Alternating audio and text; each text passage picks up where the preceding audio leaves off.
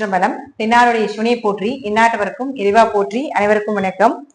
துலா ராசிக்குண்டான ஜூலை மாத பலன்களை பத்தி நம்ம பார்க்கலாம். துலா ராசி 1-8 குடையவராக இருக்கக்கூடிய சுக்கிரன், உங்களுடைய ராசி அதிபதி, உங்களை ஆளக்கூடிய கிரகமாக இருக்கக்கூடிய சுக்கிரன் ராசிக்கு 8ஆம் வீட்டுல இருக்கிறார். அதுவும் ஆட்சி பலம் பெற்று இருக்கிறார். ராசி அதிபதி ஆட்சி பலம் பெறுவது பணம், பொருளாதாரம், மதிப்பு, மரியாதை இதெல்லாமே இயற்கையா கொடுக்கக்கூடிய ஒரு அமைப்பு. அப்ப 8ஆம் இடத்துல இருக்குது.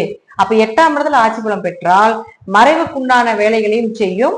அந்த ஆட்சி பலம், அந்த பலத்திற்குண்டான வேலையும் அது செய்யும்.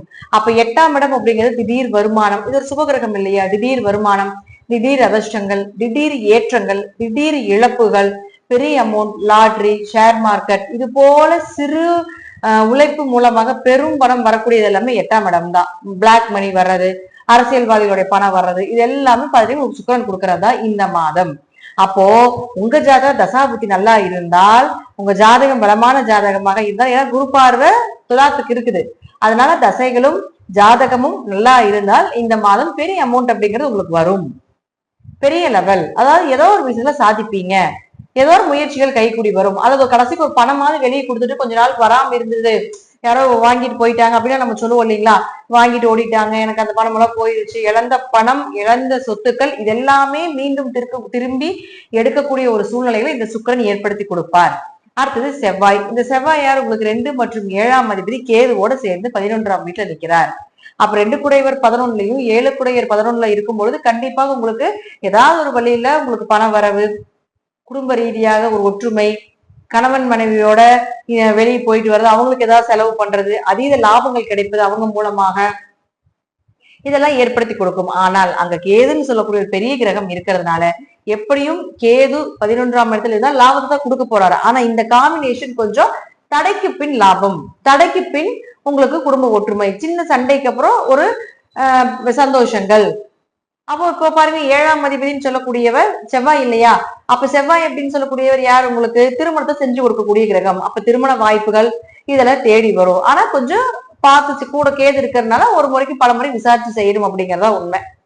அடுத்தது பாருங்க, குருவை பொறுத்த வரைக்கும் நம்ம சொல்றது ஒரே ஒரு விஷயம் தான். ஏகதேசமா குரு உங்களுடைய 3ஆம் இடத்தை பார்க்க கடுமையா முயற்சி செய்வீங்க, முயற்சி செய்து ஜெயித்தே தீர வேண்டும் அப்படிங்கிற அமைப்பு உண்டு. இந்த வருஷமெல்லாம் நிறைய புது புது விஷயங்களா கத்துக்க போறீங்க. ஒரு ஸ்போர்ட்ஸாக இருக்கலாம், ஒரு பாட்டு, கலை, நடனங்கள், ஏதாவது ஒரு புதிய கலைகள் சார்ந்த விஷயத்துல ஆர்வங்களை காட்டுவீங்க. அதுல கத்துக்கிறதுக்கு உண்டான வாய்ப்புகள், அல்லது குருங்கிறது குழந்தைகள், உங்க குழந்தைகள் அதுல கத்துக்குவாங்க, அதுல ஒரு நல்ல ஒரு பெயர் புகழ் கிடைக்கும் அப்படிங்கறத நம்ம எடுத்துக்கலாம். அடுத்தது சனி. சனியை பொறுத்த வரைக்கும் பாத்தீங்கன்னா துலா ராசிக்கு சனி 4-5 குடையவர் ஆகி வக்ரம் பெறுகிறார் இந்த மாதம் 13ஆம் தேதிக்கு. அதுல இருந்து ஆரம்பிச்சு நவம்பர் மாதம் 28ஆம் தேதி வரைக்கும் வக்ரம். அப்போ உங்களுடைய நல்ல விஷயம், உங்க ஜாதத்துல ஏதாவது ஒரு வகையில 4-5 குடையவர் அப்படின்னு சொல்லக்கூடிய சனி வீடு, மனை, சொத்துக்கள், குழந்தைகள் ரீதியாக வரக்கூடிய எல்லாத்தையும் நல்ல விதமாக ஜாதகம் இப்ப அனுபவிக்க போறீங்க. அப்போ அந்த சனி பகவான் வக்ரம் ஆகும் பொழுது உங்க ஜாதல சனி வக்ரமாக இருந்தால் இன்னும் கொஞ்சம் அதிகமா அனுபவிப்பீங்க. அப்படி இல்லைன்னா இந்த இடப்பட்ட காலகட்டங்களை கொஞ்சம் கவனமாக பொறுமையாக இன்னும் செயல்படுத்தி கொள்ள வேண்டும். அடுத்தது புதன். இந்த புதனை பொறுத்த வரைக்கும் இது தனி பதிவாகவே நான் உங்களுக்கு கொடுக்குறேன். இப்ப நம்ம பொதுவா மாத பலன்ல கொடுக்கும் போது உங்களுக்கு நான் கொடுக்குறேன். இது தனி பதிவாகவே உங்களுக்கு சனி வக்ர பயிற்சி அப்படின்னா அடுத்தது பார்க்கலாம். அடுத்தது புதன். புதனை பொறுத்த வரைக்கும் 9 மற்றும் 12ஆம் அதிபதியான புதன் உங்களுக்கு இப்போ 18ஆம் தேதி வரைக்கும் பாத்தீங்கன்னா 10ஆம் வீட்டுல இருக்க போகிறார். பொதுவா இத்தனை காலகட்டங்கள் பாருங்க, சூரியன் அப்படின்னு சொல்லக்கூடியவர் உங்களுடைய ராசிக்கு 11ஆம் அதிபதி ஆகி சிவராஜ யோகமாக 9ஆம் இடத்துல இருந்து குரு உங்களுடைய ராசியை பார்த்து பெயர், புகழ், மதிப்பு, கோவில் கட்டுறது, ஒரு கோவில் கட்டுமான பணிக்கு உதவுவது, நிறைய தான தர்மங்கள் இதெல்லாம் செய்யறதுக்குள்ள வாய்ப்பு கொடுத்துருக்கும். அன்னதானமாவது கடைசி செஞ்சுட்டு வந்திருப்பீங்க அப்படிங்கிறது அமைப்பு. இப்ப அதே புதன் அதே சூரியனோட சேர்ந்த குரு இப்ப அடுத்தது இந்த புதனோட சேர போகிறார் இந்த சூரியன். அப்ப சூரியனும் புதனும் சேரும் பொழுது புதாத்திய யோகமாக அது வேலை செய்யும். அப்ப புதாத்திய யோகமாக அது வேலை செய்யக்கூடிய காலகட்டங்களை நிச்சயமாக உங்களுக்கு பெயர், புகழ், மதிப்பு எந்த அளவுக்கு அது கொடுத்துச்சோ இப்ப அதற்குண்டான ஒரு நல்ல ரிசல்ட். புதனும் சூரியனும் சேர்ந்தால் முதல்ல படிப்பு சார்ந்த விஷயங்கள். அப்போ படிப்புல யாராவது டல்லா இருக்கீங்க, ஒரு இடமாற்றம் பண்றீங்க, ஒரு ஸ்கூல் மாற்றம் பண்றீங்க, காலேஜ் மாற்றம் பண்றீங்க அப்படின்னா தாராளமாக செய்யலாம். அதுவே உங்க ஜாதத்துல புதன் வக்ரமாக இருந்தால் இன்னும் கொஞ்சம் அதிவேகமாக செய்யலாம். ஏன்னா இந்த மாதம் புதனும் வக்ரம், சனியும் வக்ரம். இன்னும் 2 மாசம் கழிச்சு பார்த்தோம்னா குருவும் வக்ரம். அப்போ ஈக்குவலா உங்களுக்கு புதன் வந்து 18ஆம் தேதியிலிருந்து ஆகஸ்ட் மாதம் 11ஆம் தேதி வரைக்கும் வக்ரகதியில் இருக்கிறார்.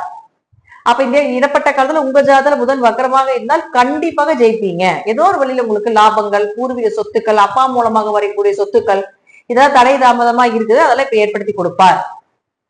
வெளியூர் வெளிநாடு பயணங்கள், வெளிநாடு போலான்னு ரொம்ப தடையாயிட்டே இருக்குதுங்க அப்படின்னா இப்ப அந்த தடையெல்லாம் உடைச்சு கொடுப்பாரு. நான் படிக்கிறதுக்கு வெளிநாடு போறேன், வேலைக்காக வெளிநாடு போறேன், எனக்கு இப்ப இருக்கிற சம்பளம் எனக்கு பத்த மாட்டேங்குது, தொழிலுக்காக இம்போர்ட் எக்ஸ்போர்ட் பிசினஸ் கத்துக்கிறேன், அல்லது அது கத்துக்கிட்டு நான் வெளிநாடு போய் வேலை செய்யறேன் அப்படிங்கிற எல்லா விஷயத்தையும் இந்த புதனும் சூரியனும் ஏற்படுத்தி கொடுப்பாரு இந்த மாதங்கள்.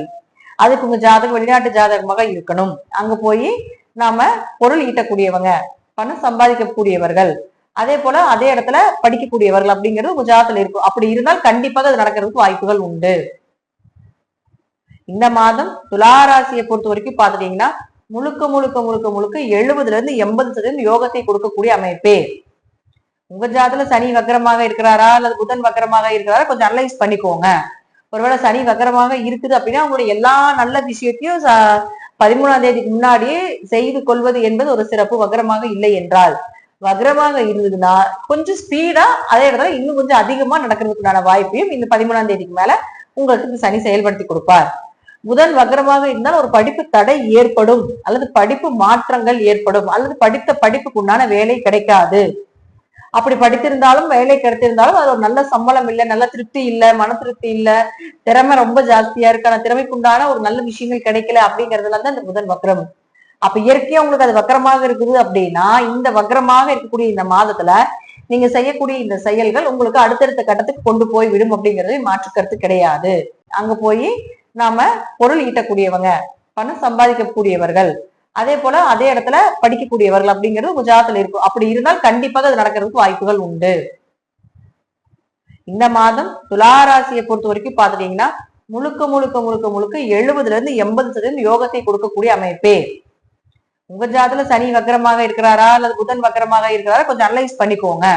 ஒருவேளை சனி வக்கரமாக இருக்குது அப்படின்னா உங்களுடைய எல்லா நல்ல விஷயத்தையும் 13ஆம் தேதிக்கு முன்னாடியே செய்து கொள்வது என்பது ஒரு சிறப்பு. வக்கரமாக இல்லை என்றால், வக்ரமாக இருந்ததுன்னா கொஞ்சம் ஸ்பீடா அதே இடத்துல இன்னும் கொஞ்சம் அதிகமா நடக்கிறதுக்குண்டான வாய்ப்பையும் இந்த 13ஆம் தேதிக்கு மேல உங்களுக்கு சனி செயல்படுத்தி கொடுப்பார்.